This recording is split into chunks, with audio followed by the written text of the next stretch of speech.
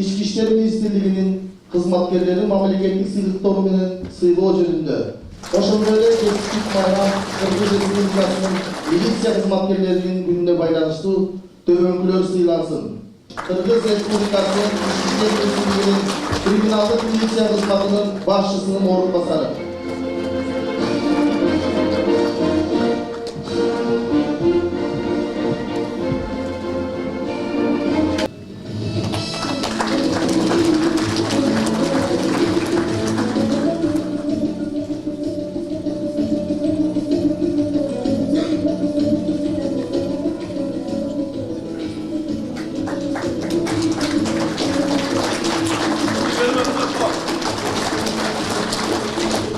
Dağ pedalını Mirzaeva Rahmatullah Tursunbayevich, Oş Şamlı İçki İşleri Başkarmalığının Sulaymantoo Militsiya Bölümünün Qoomduk Koopsuzluk Hizmetini Militsiyanın Ulu Uçaskalık Militsiyanın mayoru.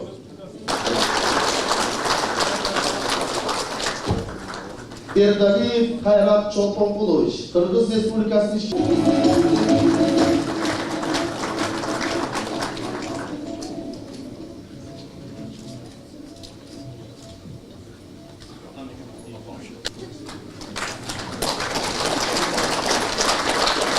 Aydınbekov Çılgız Suranovich, Oş Oblusu İçki İşleri Başkarmalığının gişe örtümlörünün betini açı boyunca bölümünün ulu oper hizmetleri.